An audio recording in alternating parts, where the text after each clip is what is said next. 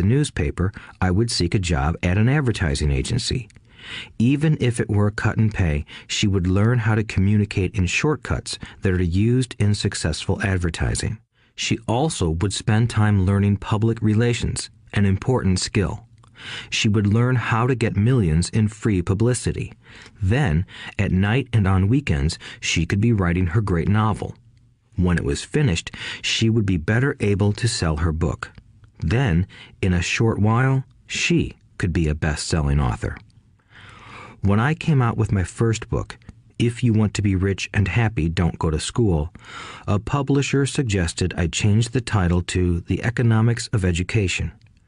I told the publisher that, with a title like that, I would sell 2 books, one to my family and one to my best friend. The problem is that they would expect it for free. The obnoxious title, If You Want to Be Rich and Happy, Don't Go to School, was chosen because we knew it would get tons of publicity. I am pro-education and believe in education reform.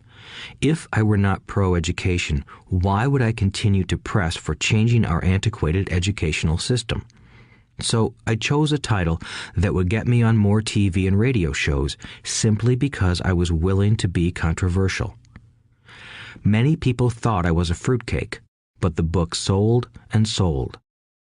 When I graduated from the U.S. Merchant Marine Academy in 1969, my educated dad was happy.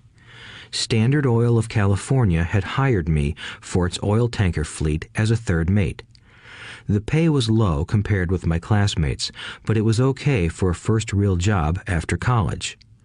My starting pay was about $42,000 a year, including overtime, and I only had to work for 7 months.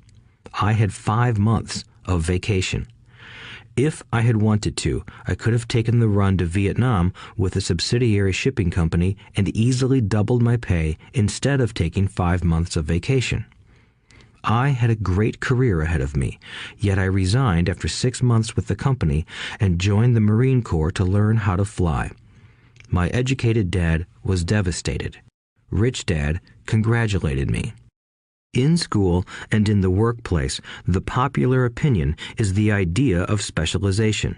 That is, in order to make more money or get promoted, you need to specialize. That is why medical doctors immediately begin to seek a specialty such as orthopedics or pediatrics. The same is true for accountants, architects, lawyers, pilots, and others.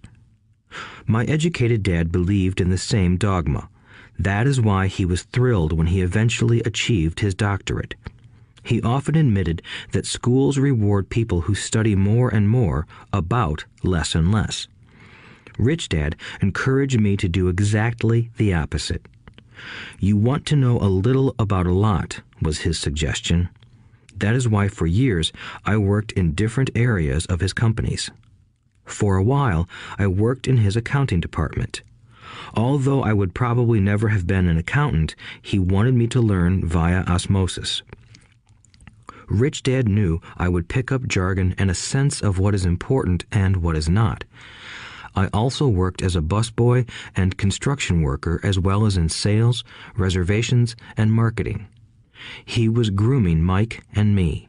That is why he insisted we sit in on the meetings with his bankers, lawyers, accountants, and brokers. He wanted us to know a little about every aspect of his empire. When I quit my high-paying job with Standard Oil, my educated dad had a heart-to-heart talk with me. He was bewildered. He could not understand my decision to resign from a career that offered high pay, great benefits, lots of time off, and opportunity for promotion. When he asked me one evening, "Why did you quit?" I could not explain it to him, though I tried hard to. My logic did not fit his logic. The big problem was that my logic was my rich dad's logic. Job security meant everything to my educated dad. Learning meant everything to my rich dad. Educated dad thought I went to school to learn to be a ship's officer. Rich Dad knew that I went to school to study international trade.